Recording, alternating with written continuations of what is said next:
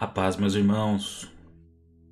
Quero compartilhar com vocês um áudio a respeito de um tema que é jejum e oração. Verdadeiro jejum que agrada ao nosso Deus. E esse vai ser o tema desse áudio. E para começar, eu quero ler um texto com vocês. O primeiro texto que a gente vai ler, eu vou ler aqui, está lá em Mateus 4, do verso 1 ao verso 11. E diz assim: ele fala a respeito sobre Jesus sendo conduzido ao deserto. E o que isso quer dizer para nós, né? Então, foi conduzido Jesus pelo Espírito ao deserto. Então nós vemos aqui que primeiramente quem conduziu nosso Senhor Jesus ao deserto foi o próprio Espírito. Então, conduzindo Jesus pelo Espírito ao deserto para ser tentado pelo diabo. Então ele foi para o deserto para ser tentado pelo diabo. Continuando a leitura. E tendo jejuado 40 dias e 40 noites, depois teve fome. E chegando-se a ele, o tentador disse: Se tu és o Filho de Deus, manda que estas pedras se transformem em pães. Ele, porém, respondendo, disse: Está escrito, nem só de pão viverá o homem, mas de toda a palavra que sai da boca de Deus. Então o diabo transportou a cidade santa e colocou-o sobre o pináculo do templo. E disse-lhe: Se tu és o Filho de Deus, lança-te daqui abaixo, porque está escrito: E aos seus anjos dará ordens ao teu respeito, e tomar-te-ão nas mãos, para que nunca tropeces com o teu pé em alguma pedra. E disse-lhe Jesus: Também está escrito: Não tentarás o Senhor teu Deus. Novamente o transportou o diabo a um monte muito alto e mostrou-lhe todos os reinos do mundo e a glória deles. E disse-lhe: Tudo isso te darei se prostrado me adorares.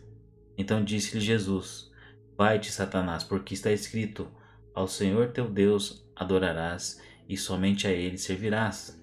Então o diabo o deixou, e eis que chegaram os anjos e o serviram. Então aqui a gente viu esse texto aqui que mostra que o próprio Espírito de Deus foi quem conduziu ao nosso Senhor Jesus até o deserto. E lá ele foi tentado com várias coisas, né? Primeiramente, transformar as pedras em pães. Então ele foi tentado ali na parte do alimento. E ele jejuou durante 40 dias e 40 noites e depois teve fome. Então ele veio para fazer essa tentação. Aí depois ele falou que lança-te daqui para baixo, que está escrito que os seus anjos não vão te deixar tropeçar. Aí Jesus disse: Não tentará o Senhor teu Deus. Então a gente vê que o Jesus ele foi conduzido ao deserto para jejuar e para subjugar a sua carne. O objetivo dele ter ido ao deserto foi para ser tentado pelo diabo. Então nós vemos que esse é o principal objetivo. Então ele jejuou e depois ele foi tentado. E a gente sabe que Cristo é o cabeça de um corpo. Então tudo que acontece com Cristo, ele acontece com a gente. Se a gente lembrar lá do tempo do Egito, quando o povo foi retirado lá do Egito, eles também passaram por um deserto. Só que no deserto em que eles passaram murmurando, reclamando, blasfemando. Então tudo isso eles fizeram. E Deus, a atitude que eles esperavam deles é a mesma que o próprio Filho mostrou para nós como deveria ser, como que você deve ser conduzido ao deserto. Qual é o seu comportamento quando você tiver em dificuldades? É estar sempre meditando na lei do Senhor para você poder rebater as tentações que vêm sobre você. Então a gente vê que esse é o principal objetivo ali, né? E nós sabemos que futuramente existirá um último êxodo. O povo vai ser conduzido.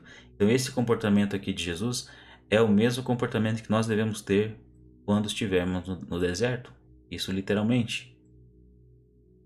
E lá o povo lá atrás foi reprovado, porque eles não foram assim, eles foram ao contrário, né? Ali um texto ali em Marcos 2, de 18 a 20, diz assim: Ora, os discípulos de João e os fariseus estavam jejuando.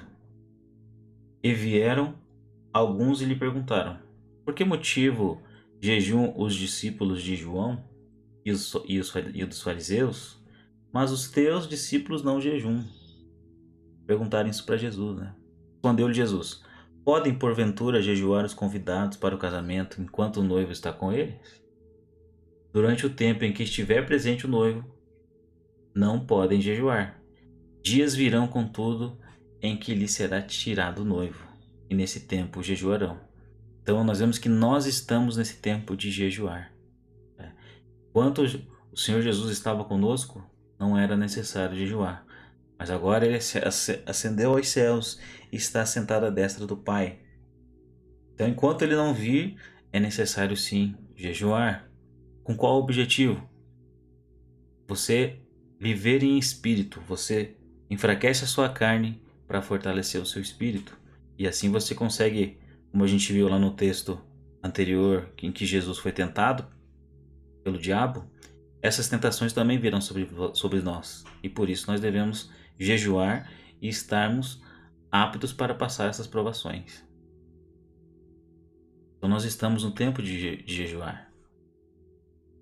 Ali em 2 Coríntios 10, 3 a 5 diz assim: Porque andando na carne, não militamos segundo a carne. Porque as armas da nossa milícia não são carnais, mas sim poderosas em Deus para a destruição das fortalezas, destruindo os conselhos e toda a altivez que se levanta contra o conhecimento de Deus, e levantando cativo todo o entendimento à obediência de Cristo. Então nós não andamos na carne, porque nós não andamos na carne, não militamos segundo a carne. Então nós não devemos andar segundo as paixões da carne, mas nós devemos andar com as armas espirituais, porque a nossa luta não é contra a carne e sangue, sim contra os principados e potestades do ar.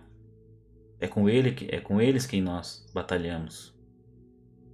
E a forma de nós alcançarmos essa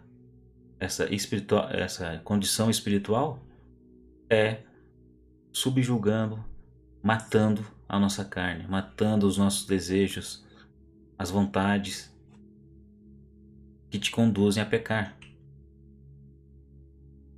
Lá em Romanos 8, 12 e 17 diz assim: De maneira que, irmãos, somos devedores, não à carne, para viver segundo a carne. Porque se viver segundo a carne, morrereis. Mas se pelo Espírito mortificardes as obras do corpo, vivereis. Porque todos os que são guiados pelo Espírito de Deus, esses são filhos de Deus. Porque não recebestes o espírito de escravidão, para outra vez estardes em temor, mas recebeste o espírito de adoção de filhos, pelo qual chamamos Abba Pai. E o mesmo Espírito testifica com o nosso espírito que somos filhos de Deus. E se nós somos filhos de Deus, somos logo herdeiros. Somos herdeiros e também herdeiros de Deus. E co-herdeiros de Cristo, se é que com Ele padecemos, para que também com Ele sejamos glorificados. Então nós vemos que as mesmas aflições que Cristo passou, convém nós passarmos, para que assim como Ele vai receber glória, nós também sejamos participantes da sua glória, porque nós participamos dos sofrimentos de Cristo. Então nós não somos devedores, não a carne, para viver segundo a carne. Porque se viver segundo a carne, morrereis. Então nós vemos que o caminho da carne é o caminho da morte, o caminho do pecado. Nós vemos que em Adão todos nós somos seres terrenos, mas em Cristo todos nós somos seres celestiais. E se nós somos seres celestiais, devemos andar como tais, mortificando as nossas carnes, como diz ali. Porque se vivermos segundo a carne, nós morrereis. Mas se pelo Espírito mortificardes as obras da carne, vivereis. E quais são as obras da carne? Quais são as obras da carne? E quais são as obras do Espírito? Essa resposta a gente tem em outro texto. Está lá em Gálatas 5, 16 a 26, diz assim: Digo, porém, andai no Espírito, e jamais satisfazeis a concupiscência da carne, porque a carne milita contra o Espírito, e o Espírito contra a carne, porque são opostos entre si, para que não façais o que, porventura, seja vosso querer. Mas se sois guiados pelo Espírito, não estáis sob a lei.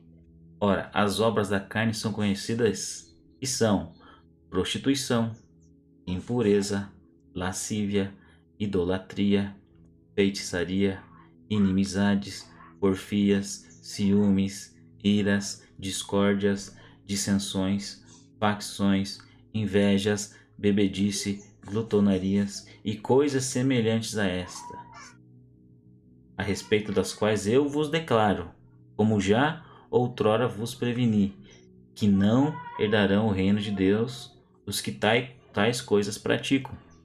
Mas o fruto do Espírito, então aqui a gente viu quais são os frutos da carne. E contra esses frutos nós precisamos militar contra. E como chegamos nisso? Através de jejum e oração, para que nós venhamos ser formados à imagem e semelhança do nosso Senhor Jesus. Então aqui a gente viu que os frutos da carne. Agora a gente vai ver quais são os frutos do Espírito.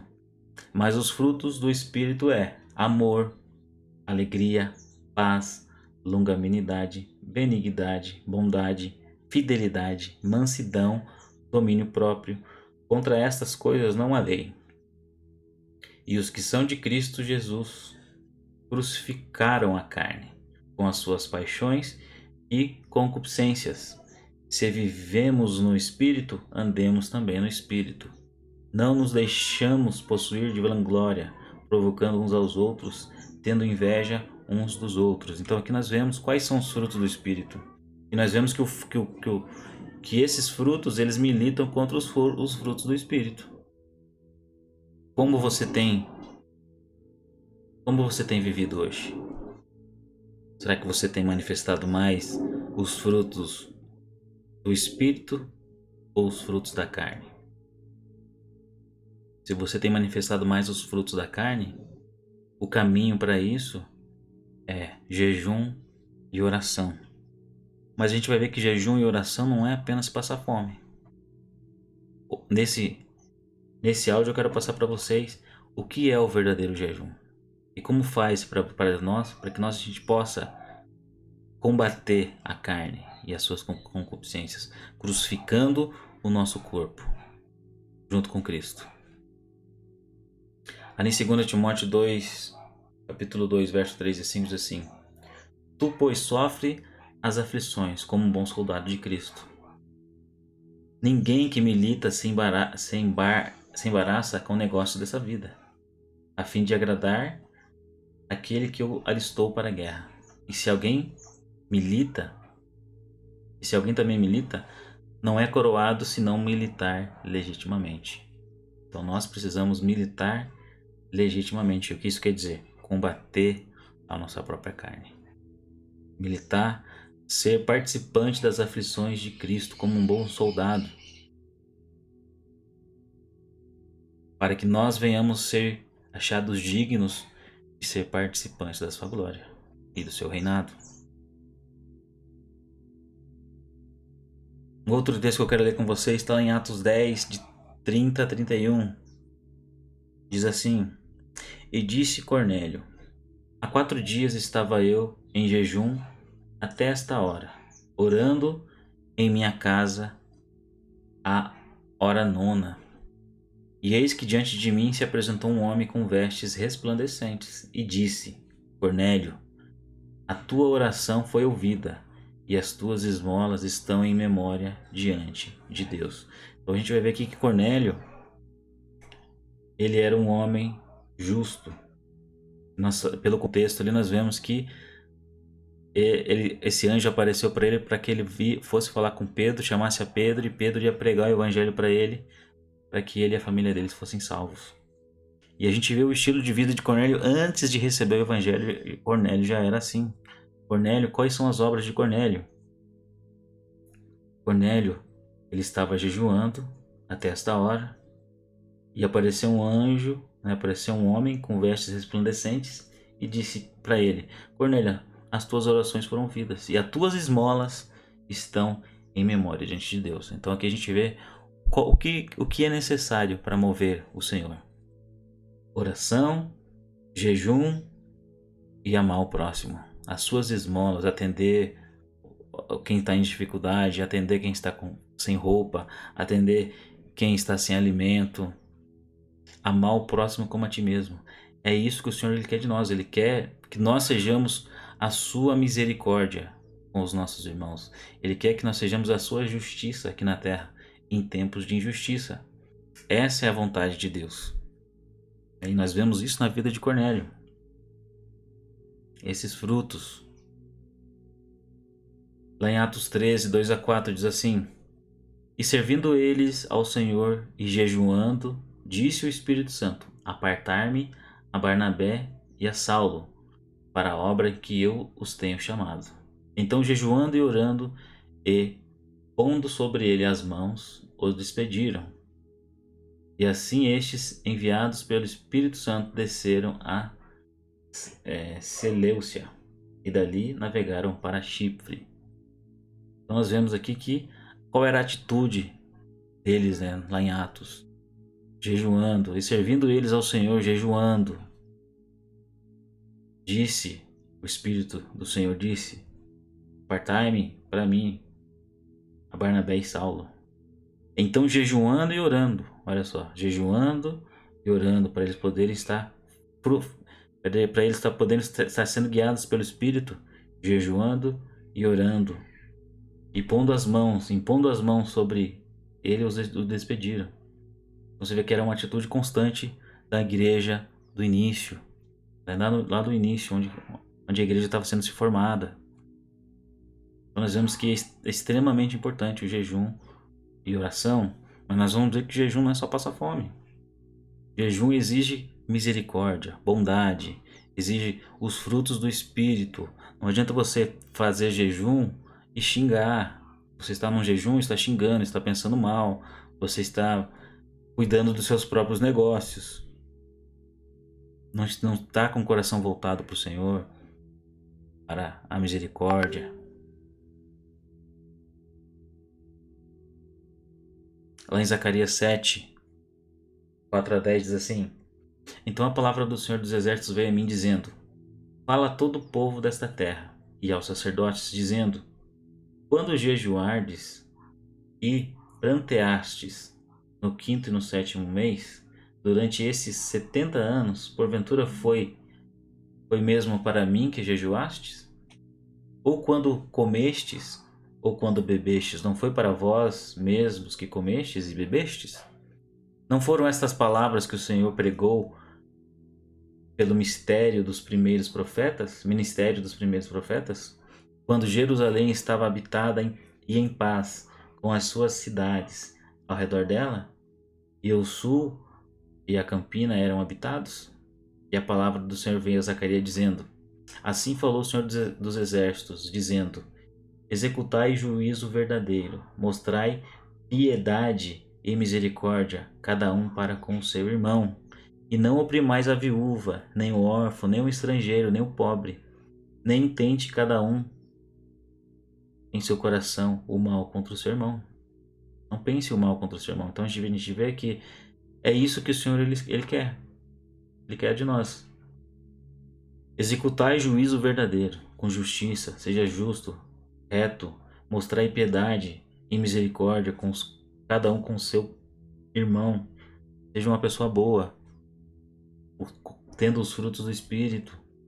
E não oprimais a viúva, nem o órfão, nem o estrangeiro. Então a gente vê que isso é que o Senhor quer. Aí ele diz assim aqui em Zacarias, né? Quando vocês comiam ou se vocês bebiam, vocês faziam para mim ou para vocês mesmos? Do que adianta você apenas passar fome e não ter os frutos de arrependimento? João Batista, ele pregava e dizia: produzi, pois, fruto digno de arrependimento. E os frutos de arrependimento são esses. É isso que está descrito aqui. Executai juízo verdadeiro, mostrai piedade, misericórdia, cada um para com o outro irmão. Se ele não tem veste, você ajuda. Se ele não tem alimento, você ajuda. É isso, ser justo, ser reto perante o Senhor. E o último texto que eu quero ler com vocês está lá em Isaías 58, do verso 1 ao 12. Diz assim: grite a plenos pulmões, não se detenha, erga a voz como trombeta, e anuncie ao meu povo a sua transgressão, e à casa de Jacó os seus pecados. Neste mesmo estado ainda me procuram dia a dia. Tem prazer em saber os meus caminhos? Como o povo que pratica a justiça e não deixa o direito do seu Deus. Perguntam-me, por que sentenças justas têm prazer em se aproximar de Deus? Dizendo, por que jejuamos, se tu nem notas? Por que nos humilhamos, se tu não levas isso em conta? O povo estava perguntando a Deus. Acontece que no dia em que jejuam, vocês cuidam dos seus próprios interesses e oprimem os seus trabalhadores. Eis que vocês jejuam apenas para discutir, brigar e bater uns nos outros. Jejuando assim como hoje, o clamor de vocês não será ouvido lá no alto. Seria esse jejum que escolhi? Que num só dia a pessoa se humilhe, incline-se sua cabeça como um junco e estenda debaixo de si um pano de saco e cinzas? É isso? É isso que vocês chamam de jejum? O dia aceitável ao Senhor? Será que não é este o jejum que escolhi? Que vocês quebrem as correntes da injustiça, que desfaçam as ataduras da servidão, deixem livres os oprimidos e acabem com todo tipo de servidão? Não foi isso? Será que não é também que vocês repartam seu pão com os famintos, recolham em casas os pobres desabrigados, vistam os que encontram-se nus e não voltem as costas ao seu semelhante? Aí ele diz assim, ele perguntou para o povo, né? Não é isso? Não é isso que eu pedi de vocês? Aí ele diz assim, então a luz de vocês romperá como a luz do alvorecer, e a sua cura brotará sem demora, e a justiça irá diante de vocês, e a glória do Senhor será sua retaguarda. Então vocês pedirão ajuda, e o Senhor responderá. Gritarão por socorro, e ele dirá, eis-me aqui. Se tirarem do meio de vocês todo tipo de servidão, o dedo que ameaça e a língua ofensiva, se abrirem o seu coração aos famintos, e socorrerem os aflitos, então a luz de você nascerá nas trevas, e a escuridão em que vocês se encontram será como a luz do meio-dia. O Senhor os guiará continuamente, lhes dará de comer até em lugares áridos, no deserto, como Jesus teve lá, né? Como a gente leu no primeiro texto. E fortalecerá os seus ossos. Vocês serão como jardim regado e como um manancial cujas águas nunca secam. Vocês reconstruirão as antigas ruínas. Levantarão os fundamentos de muitas gerações e serão chamados de reparadores de brechas e restauradores de veredas, para que o país se torne habitável. Então nós vemos aqui um texto muito profundo, né?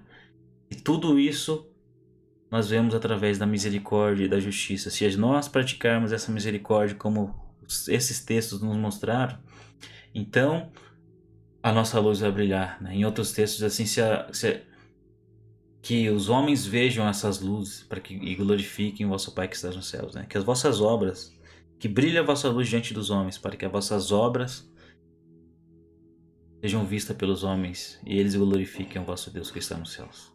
Então nós vemos que o Evangelho é isso. O Evangelho é misericórdia com o próximo. É isso que Deus quer de nós. Deus quer que nós sejamos a sua justiça em tempos de injustiça. Nós vivemos em tempos de injustiça, em tempos difíceis, e nós precisamos ser oposição a esse mundo, oposição a esse estilo de vida. Mas não adianta ser só oposição, falar. Temos que agir em conformidade.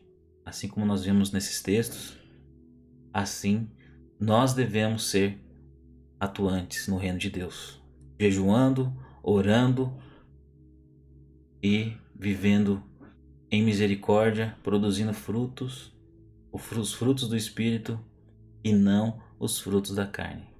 Essa é a mensagem de hoje, meus irmãos. Deus abençoe.